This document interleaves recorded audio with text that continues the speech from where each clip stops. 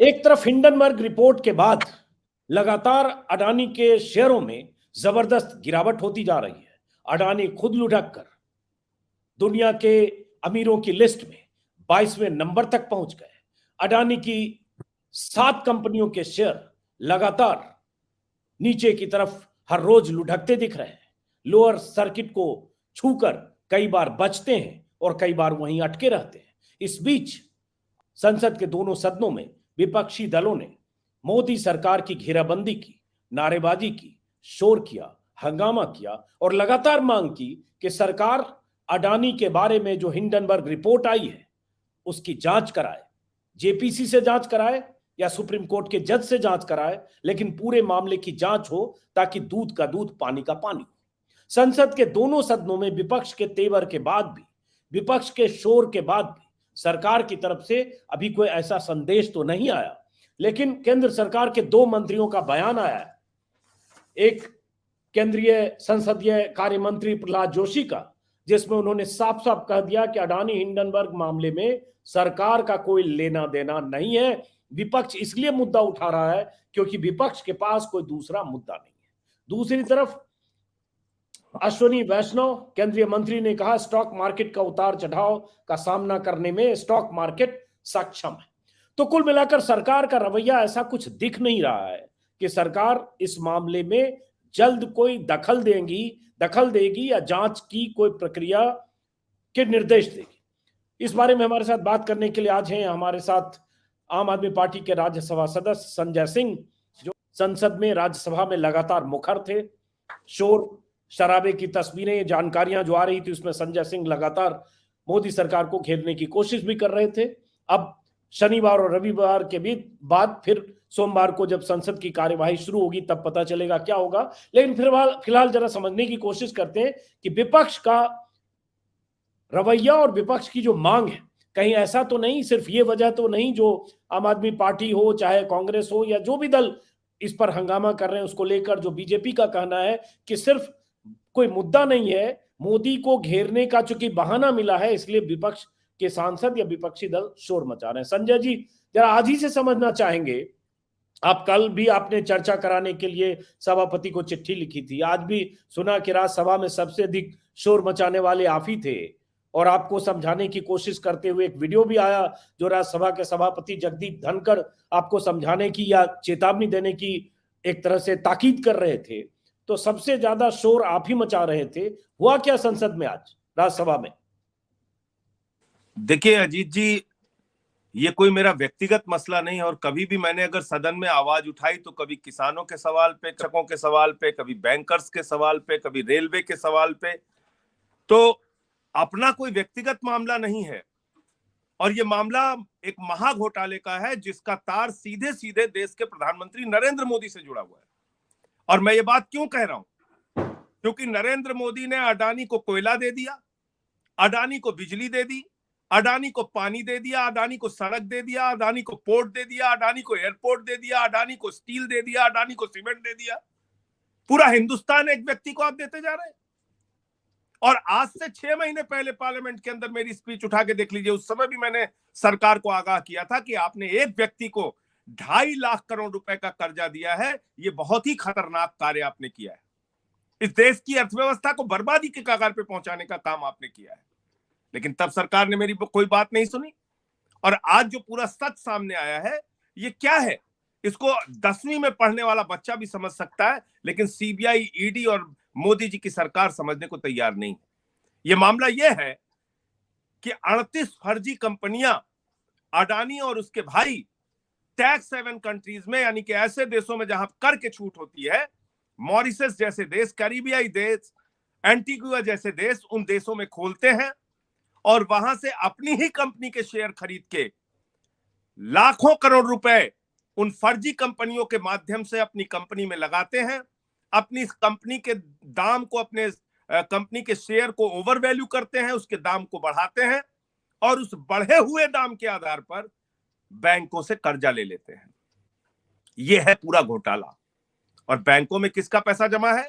मजदूर का, किसान का, माताओं बहनों का, आदिवासियों का, दलितों का, पिछड़ों का, शोषितों का, रेडी वालों का। एलआईसी में 40 करोड़ से ज्यादा लोगों ने अपना पैसा लगाया हुआ है। और किस लिए पैसा लगाया अजीत जी? बेटी की शादी होगी तो ये पैसा काम आएगा, बीमारी होगी तो ये पैसा काम आएगा, बुढ़ापे के पेंशन के लिए पैसा काम आएगा, छोटा सा घर बनाने के लिए पैसा काम आएगा। एसबीआई में क्यों पैसा जमा करते हैं लोग? पूरे विश्वास और भरोसे के साथ कि कभी हमारे ऊपर कोई संकट आएगा तो ये पैसा काम आएगा। आज अगर ये बैंक डूब गए तो क्या है बैंक के नियम? मात्र 1 लाख रुपए मिलेंगे लोगों को, अधिकतम 1 लाख रुपए। लेकिन ये बताइए संजय जी, अभी से आप लोग जो इसको घोटाला शब्द का इस्तेमाल कर रहे हैं, अभी घोटाले जैसी बात तो ऐसी है नहीं। और दूसरी बात, एलआईसी का जैसे जिक्र किया, विपक्ष के सारे नेता सांसद लगातार एलआईसी का या एलआईसी की रकम के डूबने का जिक्र कर रहे हैं। एलआईसी की तरफ से तो बयान आया मात्र 36,000 करोड़ इन्वेस्टेड है और वो एलआईसी के कुल इन्वेस्टमेंट का 1% है। एसबीआई का भी बहुत छोटा सा आंकड़ा है। और अडानी के डूबने और घोटाले की तो अभी बात नहीं है, कुछ शक शुबे वाली एक रिपोर्ट आई है। लोग कह रहे हैं, बीजेपी के लोग कह रहे हैं आपके पास कोई मुद्दा नहीं है, आप हिंडनबर्ग की आड़ में, अडानी की आड़ में हमला दरअसल मोदी पर कर रहे हैं। इसको थोड़ा विस्तार से समझाने की जरूरत है अजीत जी। अगर 36,000 करोड़ रुपए का शेयर एलआईसी ने अडानी की ग्रुप ऑफ कंपनीज का खरीदा है तो उसकी वर्तमान वैल्यू क्या है? उन शेयर्स की वर्तमान वैल्यू क्या है जिसके आधार पर आप अपने कस्टमर्स को मुनाफा देते हैं? उस शेयर्स की वर्तमान वैल्यू थी 87,000 करोड़ रुपए, जिसके आधार पर आप एलआईसी के जिन लोगों ने एलआईसी में अपने तमाम योजनाओं में पैसे लगा रखे हैं, उन योजनाओं में आप उनको लाभ देते। यही तो होता है। आपने एक ही कंपनी के ऊपर 36,000 करोड़ रुपए क्यों लगा दिया? किसके कहने पे लगा दिया? अरे तो 1% है उनके कुल इन्वेस्टमेंट का, 1% है। और वो कह रहे 36,000 करोड़ लगाया, तो अभी 2-3 दिन पहले जो आंकड़ा आया कि उससे डबल अभी भी है। 1% है कि 2% है, उसकी पूरी बैलेंस शीट और पूरी चीजें सामने आएंगी तो वो पता चलेगा। मैं उस बहस में नहीं जाना चाहता हूं। क्या 36,000 करोड़ रुपए आपको छोटी रकम लग रही है? 36,000 करोड़ रुपए हिंदुस्तान में कई राज्यों का पूरा बजट भी नहीं है। गोवा जैसे राज्य, पौंडीचेरी जैसे राज्य, अरुणाचल और नागालैंड जैसे राज्यों का बजट आप उठाएंगे, पूरे राज्य का बजट, वो भी 36,000 करोड़ रुपए से कम है। इसलिए ये 36,000 करोड़ के अमाउंट को आप बिल्कुल ऐसे हल्के में मत लीजिए। 36,000 करोड़ रुपए की राशि, दिल्ली की पूरी सरकार, जब हम आए थे तो उस समय यहां का बजट था 32,000 करोड़ रुपए। आज हमारा बजट बढ़ के हुआ है 60,000 करोड़ रुपए, पूरे दिल्ली का बजट। नहीं, मैं हल्के में मैं नहीं ले रहा हूं। हल्के में तो बीजेपी ले रही है, हल्के में सरकार ले रही होगी शायद, और हल्के में खुद एलआईसी ले रही है। नहीं, मैं कह रहा हूं वो रकम आज की तारीख में कितने की थी? वो रकम आज की तारीख में थी, फिर इसको करेक्ट कर लीजिएगा, 87,000 करोड़ रुपए। और अगर वो 87,000 करोड़ रुपए एलआईसी को एज इट इज मिल जाए तो उसी का मुनाफा उसके कस्टमर्स को मिलता है, उसके खाता धारकों को मिलता है। यही तो होता है। और बैंकिंग का सिस्टम कैसे चलता है? एलआईसी की योजनाओं में जो पैसा लोग लगाते हैं, वो पैसा वो शेयर के रूप में अगर कंपनियों में लगा रहे हैं तो उसका मुनाफा जो मिलता है वो अपने कस्टमर्स को देते हैं। अगर 87,000 करोड़ रुपए डूब रहा है तो किसका पैसा डूब रहा है? चलिए वो ठीक है, एलआईसी पर लगातार 3-4-5 दिनों से बात हो रही है, लेकिन अब जरा इस पर आते हैं। अब आ जाइए, आपने कहा कि घोटाला कैसे है? हाँ, घोटाला कैसे है? मैं एक नाम ले रहा हूं आपके सामने अजीत अंजुम जी, चैंग चुंग लिंग, जो अगस्ता वेस्टलैंड का आरोपी व्यक्ति है उसके भ्रष्टाचार में। उस चैंग चुंग लिंग के साथ गोडामी इंटरनेशनल, अडानी के साथ मिलकर उसने अपना बिजनेस फैलाया। अडानी के भाई के साथ मिलकर उसने अपना बिजनेस फैलाया। और मॉरिशस जैसे टैक्स हेवन कंट्रीज के अंदर एक इन्वेस्टमेंट कंपनी इसके भाई ने खोली, इसके रिश्तेदारों ने खोली, उसमें 36,000 करोड़ रुपए लगाया उस चैंग चुंग लिंग ने। और वही पैसा भारत में अडानी की कंपनियों के अंदर लगाया गया। तो आप शेखों का पैसा लगवाते हैं, आप ब्रिटिश बिजनेसमैन का पैसा लगाते हैं, अमेरिका के बिजनेसमैन, ऑस्ट्रेलिया के बिजनेसमैन का पैसा, चाइना जो दुश्मन देश है उसका पैसा लगवाते हैं, फिर कहते हैं कि हमारी भारतीयता पर हमला हो रहा है। ये क्या मजाक है? कल को कोई डकैत पकड़ा जाएगा, वो कह देगा कि नहीं आपने हमारे ऊपर हमला कर दिया, भारतीयता पे हमला हो गया। मतलब कोई किसी का भ्रष्टाचार उजागर करना भारतीयता पे हमला कैसे हो गया, मैं समझ नहीं पा रहा हूं। वही तो संजय जी बात हो रही है ना कि अभी जैसे घोटाला आपने इसलिए डकैत है कर कि दिया 38 अभी। फर्जी कंपनियां, हाँ, अजीत जी 38 फर्जी कंपनियां किसकी हैं, किसने बनाई? विनोद अडानी कौन है? चैंग चुंग लिंग कौन है? किसके थ्रू ये पैसे हिंदुस्तान के शेयर मार्केट में अडानी की कंपनियों के अंदर लगाए गए, ग्रुप ऑफ कंपनीज में? सवाल इस बात का है अजीत जी। और इसकी जांच कौन करेगा? कहां सो रही थी सेबी, कहां सो रही थी सीबीआई, कहां सो रही थी ईडी, कहां सो रहा था इनकम टैक्स डिपार्टमेंट? कहां थे ये लोग? मैंने भारत के प्रधानमंत्री को चिट्ठी लिखी है और इन सारी एजेंसीज को कि इस व्यक्ति का पासपोर्ट जब्त करो। क्यों लिखा? क्योंकि इनके पास एक चिड़िया उड़ योजना चलती है, बैंकों को लूटो, हिंदुस्तान छोड़ के भाग जाओ। पहले नीरव मोदी को भगाया, फिर मेहुल चौकसी को भगाया, विजय माल्या को भगाया, नितिन संदेशरा को भगाया, ललित मोदी को भगाया। आज विदेशों में बैठ के हमें चिढ़ाते हैं, हमारी एजेंसियों को चिढ़ाते हैं, भारत की व्यवस्था पे मजाक उड़ाते हैं कि हाँ हम लूट के आज यहां मौज मना रहे हैं, जो कर सकते हो करो। ऐसे ही कल को गौतम अडानी भाग जाएगा। कोई कार्रवाई कर रही है सरकार? एक व्यक्ति को आप सब कुछ देते जाएंगे और आपकी कोई ये लगता जवाबदेही नहीं नहीं। इस बहुत बात जल्दबाजी की कर रहे हैं। गौतम अडानी भाग जाएगा? गौतम अडानी का जो एसेट है, इतने देश में एयरपोर्ट है, पोर्ट है, इतना बड़ा कारोबार है, और वो दर्जनों सिगार पी कंपनियां के जो हैं चश्मा और के देश घूमता में। था विजय हाँ, माल्या, हाँ। सिगार पी के विजय माल्या जो विजय चश्मा लगा के माल्या का घूमता था। टोटल नेटवर्थ जितना था उतना तो अजीत जी, मतलब दाएं बाएं के अजीत जी पॉकेट जो से निकाल के ऐसे अडानी सिगार टेबल पर रख देंगे, ऐसे पेपर सिगार वेट पी की के तरह। चश्मा लगा के जो घूमता था विजय माल्या, जो हेलीकॉप्टर में घूमता था ललित मोदी, जो हीरे का प्रचार करता था नीरव मोदी, वो कम दिखता था आपको? कभी भरोसा था आपको कि ये छोड़ के भागेंगे हिंदुस्तान? कभी लग रहा था आपको? तो और आप एक चीज बताइए ना मुझे मुझे इसको सिंपल फॉर्मूला में जरा समझा दीजिए कि जो व्यक्ति दुनिया का दूसरे नंबर का अमीर है, वो व्यक्ति हिंदुस्तान के टॉप 15 टैक्स पेयर्स में नहीं है।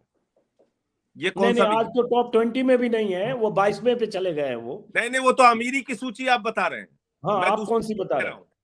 हैं? मैं कह रहा हूं भारत के टैक्स पेयर्स की जो सूची है, अच्छा, माफ करें। जो टैक्स देने वालों की सूची है, टैक्स देने वालों की सूची में टॉप 15 लोगों में अडानी का नाम नहीं है, जो दुनिया का दूसरे नंबर का अमीर था।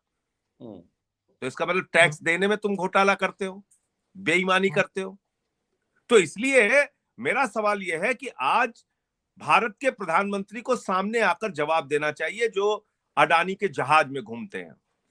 भारत के प्रधानमंत्री को सामने आके जवाब देना चाहिए, जो ऑस्ट्रेलिया में उनको कोल माइनिंग दिलवाने के लिए पैरवी करते हैं और बैंक से लोन दिलवाते हैं। भारत के प्रधानमंत्री को सामने आके जवाब देना चाहिए, जो इजराइल में उनको पोर्ट दिलवाते हैं। भारत के प्रधानमंत्री को सामने आके जवाब देना चाहिए कि उनके करीबी लोगों के क्या काला धन या उनका काला धन विदेशों के माध्यम से अडानी की कंपनी में लगा है। कौन जांच करेगा इसकी?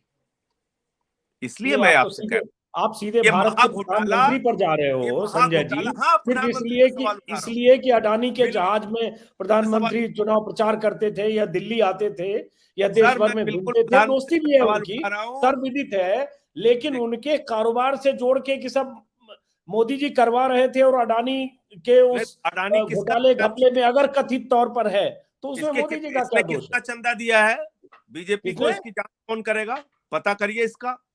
अच्छा एक चीज और बताइए मुझे, इसी व्यक्ति की आमदनी 2014 में थी 37,000 करोड़, 2018 में हुई 59,000 करोड़, 2020 में हुई 2.5 लाख करोड़, 2022 में जब पूरी दुनिया में महामारी चल रही थी, इसकी संपत्ति बढ़ के हो गई 13 लाख करोड़। एक ही आदमी इतना अमीर कैसे होता जा रहा है, जो उनका शेयर बढ़ 2014 रहा है तक भाई। किसी अमीरी की शेयर सूची में बढ़ नहीं? रहा है, शेयर बढ़ रहा है। 2,000%, 1,000%, 600% शेयर बढ़ रहा है। 6 गुना, 10 शेयर गुना, बढ़ 20 रहा है या गुना। बढ़ाया जा रहा है? शेयर बढ़ रहा है या काला धन लगवाया जा रहा है? शेयर ऐसे थोड़ी बढ़ रहा है। आप मुझे बताइए, फर्जी कंपनियां खोल के अपनी ही कंपनी के शेयर खरीदना ये घोटाला नहीं है? अपनी कंपनी के दामों को शेयर्स को ओवर वैल्यू करके बैंकों से फर्जी तरीके से लोन लेना ये घोटाला और फ्रॉड नहीं है?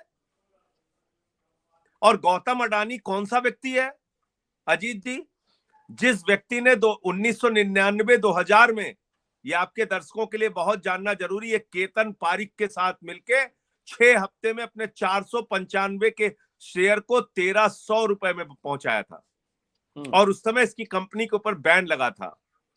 केतन पारिक का घोटाला आपको याद होगा। बिल्कुल और याद है। आज हर्षद मेहता के बाद दूसरा वही बड़ा घोटाला था। तो हर्षद मेहता के बाद दूसरा जो सबसे बड़ा घोटाला था, उसमें कौन था? 495 के शेयर को 1300 रुपए में किसने 6 हफ्ते के अंदर पहुंचाया था? केतन पारिक के साथ कौन शामिल था? यही अडानी। तो ऐसा नहीं है। आप ये बताइए अब की रिपोर्ट देखिए, भूल गए? हिंडनबर्ग की रिपोर्ट पे आज बीजेपी बड़ी आपत्ति कर रही, विदेशी रिपोर्ट। प्रणंजय गुहा ठाकुरता ने इनके कोल माइनिंग के तमाम भ्रष्टाचार को उजागर किया 2016 के अंदर, जो उनकी रिपोर्ट आई। रवि नायर ने जाहिर किया, वायर ने जाहिर किया, तमाम लोगों ने इनके भ्रष्टाचार पे समय समय में आवाज उठाई, लेकिन उनको दबा दिया जाता है, उन पे डिफेमेशन के मुकदमे कर दिए जाते हैं, उनके खिलाफ जांच एजेंसियां लगा दी जाती हैं, लेकिन जो बेईमानी करता है उसके खिलाफ कोई जांच नहीं होती। दुर्भाग्यपूर्ण ये है।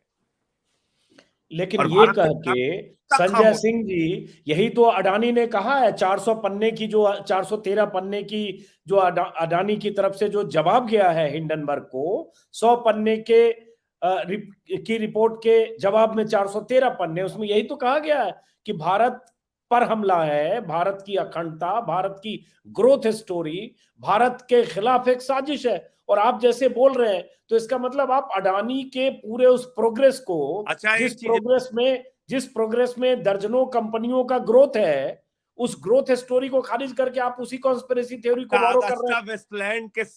अगस्टा वेस्टलैंड के भ्रष्टाचार के आरोपी चैन चुंग लिंग के साथ मिलकर हजारों करोड़ का हेरफेर करने वाले व्यक्ति गौतम अडानी, यूएई के शेखों के साथ पैसा और बिजनेस लगाने वाले गौतम अडानी, अब इन्हीं से हम लोगों को भारतीयता पे उपदेश सुनना बाकी रह गया है।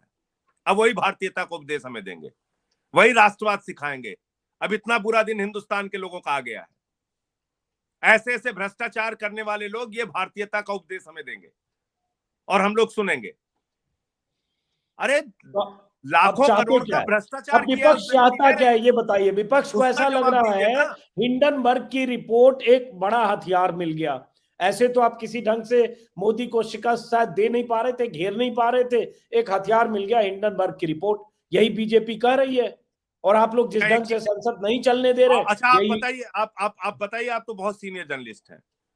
जो बोफोर्स का घोटाला खुला था, जिसमें 415 वाली कांग्रेस की राजीव गांधी जी की सरकार चली गई थी, वो खुलासा किसने किया था?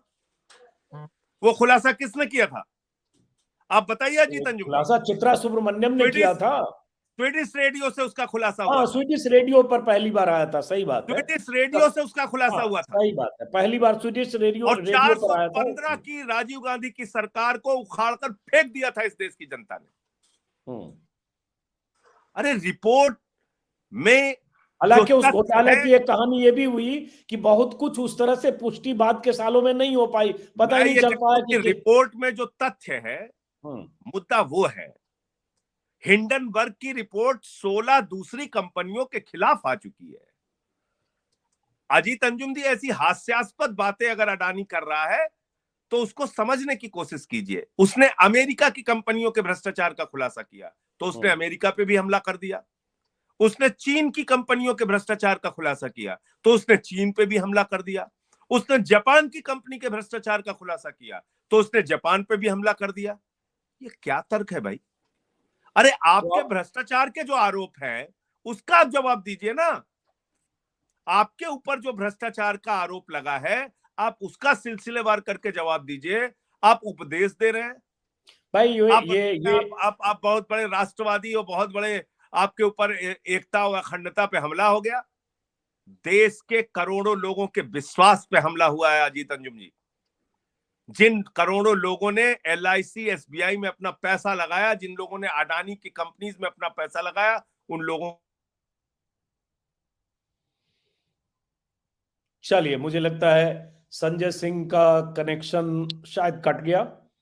हाँ, जुड़ गए। चलिए, हाँ जी, बीच में कट गया था जी। मैं कह रहा हूं ये हमला देश के करोड़ों लोगों के विश्वास पे हमला हुआ है और भारत के प्रधानमंत्री नरेंद्र मोदी जी, मैं फिर दोहरा रहा हूं, इस महाघोटाले के लिए सीधे तौर पे जिम्मेदार हैं, क्योंकि उन्होंने एक व्यक्ति को फायदा पहुंचाने के लिए अपनी सारी ताकत लगा दी। प्रधानमंत्री जी इंडिया के प्रधानमंत्री हैं, वो अडानी के प्रधानमंत्री नहीं है, उनको सोच कर रखना चाहिए। लेकिन अभी तक उनके मुंह से एक शब्द नहीं निकला, कोई जवाब उनकी ओर से नहीं आया। अच्छा, भारत में आया ना, हमला हो गया, आज आया एक 2 सेकंड, एक केंद्रीय सेकंड। मंत्रियों की तरफ से आया। एक मिनट सुन लीजिए। आज हाँ। वित्त मंत्री की तरफ से भी कहा गया कि भारत में जो रेगुलेटरी अथॉरिटीज है वो अपना काम कर रही है और करेगी। सेबी जैसी नियामक संस्था है। आज बयान आया प्रहलाद जोशी जो संसदीय कार्य मंत्री, उनका बयान आया कि अडानी हिंडनबर्ग मामले में सरकार का कोई लेना देना नहीं है, विपक्ष खामखा उठा रहा है। अश्विनी वैष्णव जो केंद्रीय मंत्री हैं, उनका बयान आ गया कि स्टॉक मार्केट का उतार चढ़ाव सामना करने में भारत सक्षम है।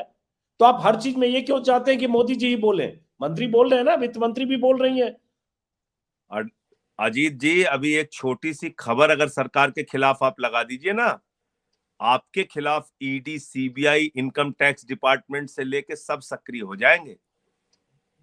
और अब वित्त मंत्री जी कह रहे हैं कि सारे लोग बड़े सचेत और जगे हुए हैं। जब इतना बड़ा महाघोटाला सामने आ गया, अब तक क्या कर रहे थे लोग? किस बात की तनख्वाह लेते हैं?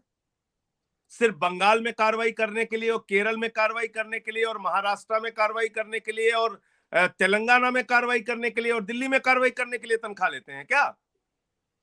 अडानी पे कार्रवाई करने के लिए तनख्वाह नहीं मिलती इनको क्या? ईडी को, सेबी को और इनकम टैक्स डिपार्टमेंट को? तो मेरा ये कहना है कि इस प्रकार के हास्य, अब कह रहे हैं हमें कोई मतलब ही नहीं है, सरकार का कोई लेना देना नहीं है अडानी से। भाई उसके लिए सेबी है ना, संजय सिंह जी, उसके लिए सेबी है। कि जहाज में बैठ के मोदी जी जाते हैं ऑस्ट्रेलिया में, जिसको कोयले की माइनिंग दिलवाते हैं, और प्रहलाद जोशी जी कहते हैं ये आप सरकार कैसे कह रहे हैं कि ऑस्ट्रेलिया में कोयले की माइनिंग अडानी को मोदी जी दिलवा रहे हैं? ऐसे कैसे आप कुछ भी बोलेंगे? विपक्ष के नेता है तो। आई की चेयरमैन से लेके और अडानी से लेके खुद मोदी जी मौजूद थे और उनको वहीं बैठे बैठे लोन दिलवाया गया था एसबीआई से। आप भी वहां थे? कर लीजिए। आपको कहां से पता चला ये वोट? अरे उस समय की तमाम अखबारों में खबरें आई हैं, तमाम न्यूज चैनल्स पे खबरें आई हैं, आप उठा के देख लीजिए। जहाज में तीनों लोग को घूमते हुए आपका उनके, हाँ, वो फोटो तो मैंने देखा है। हाँ, तो वो फोटो तो देखा है। वो तो अडानी के जहाज से मोदी जी चुनाव प्रचार कर रहे थे 2014 के पहले। बल्कि प्रधानमंत्री पद की शपथ लेने भी जब गुजरात से आए थे चुनाव जीतने के बाद, वो भी अडानी का जहाज था। लेकिन अडानी का जवाब उसके लिए कई बार आ चुका है इधर उधर कि भाई अडानी का अपना एविएशन विभाग है और एविएशन में जहाज है, कोई भी किराए पे ले सकता है। मोदी जी हो सकता है किराए पे ले रहे होंगे, बीजेपी पैसा चुका रही होगी। हमें तो सिर्फ इतना जानना है, इतना सिर्फ पूछना है कि एक ही व्यक्ति 37,000 करोड़ की संपत्ति से 13 लाख करोड़ की संपत्ति तक के सफर तक पहुंच गया। 38 फर्जी कंपनियां उसने विदेशों में बनाई, अपनी ही कंपनी के शेयर खरीद के उसको ओवर वैल्यू करके बैंकों से लोन लिया, और अगर वो फ्रॉड किया है, लोन लिया है उसने इस तरीके से, बैंकों में जमा आम आदमी का पैसा डूब रहा है। मोदी जी खामोश हैं। किसका किसका काला धन है? मोदी जी का काला धन है, उनकी पार्टी के नेताओं का काला धन है। ये सारा कुछ जांच में पता चलेगा। तो कौन जांच करेगा? कौन जांच करेगा? चलिए, ये तो आप चूंकि हर बात में आपको मोदी पर आरोप लगाना इसलिए लगा दिया, जांच कौन करेगा? ज्वाइंट पार्लियामेंट्री कमेटी बनाई जानी चाहिए, Supreme Court monitored time bound inquiry होनी चाहिए, ये हमने मांग की है। सरकार इस पे राजी हो, सामने आए। हमने ऑल पार्टी मीटिंग में मुद्दा उठाया, हमने राष्ट्रपति के अभिभाषण का बाइकआउट करके मुद्दा उठाया, हमने 267 के नोटिस देकर मुद्दा उठाया। कहीं कोई सुनने वाला नहीं। कहां जाएं, किससे कहां आवाज लगाएं हम लोग? ये सवाल है। चलिए, ये थे हमारे साथ आम आदमी पार्टी के सांसद संजय सिंह, राज्यसभा सदस्य। लगातार राज्यसभा में शोर शराबा, हंगामा, विपक्षी दलों की तरफ से मांग कि मोदी सरकार जांच के आदेश दे, ज्वाइंट पार्लियामेंट्री कमेटी जेपीसी जांच करे या सुप्रीम कोर्ट के जज जांच करें। इस बीच बहुत तरह के आरोपों के बीच ये भी बात आ रही है कि सेबी की भूमिका अब तक जितनी सख्त और जितनी तेजी सेबी की तरफ से दिखाया जाना चाहिए वो नहीं दिख रहा है। लेकिन आने वाले समय में क्या होता है ये देखना होगा। और ऐसे भी कल और परसों बाजार बंद है, सोमवार को जब बाजार खुलेगा तो बाजार में फिर गिरावट होती है, फिर लोअर सर्किट लगता है। अडानी के नेटवर्थ का मंडे को, सोमवार को क्या रुख दिखता है, इसके बाद पता चलेगा सरकार का भी रुख। फिलहाल संजय सिंह जी आपका बहुत बहुत शुक्रिया और तमाम दर्शकों का भी बहुत बहुत शुक्रिया। जैसे जैसे खबरें आती रहेगी हम लोग बातचीत करते रहेंगे। नमस्कार।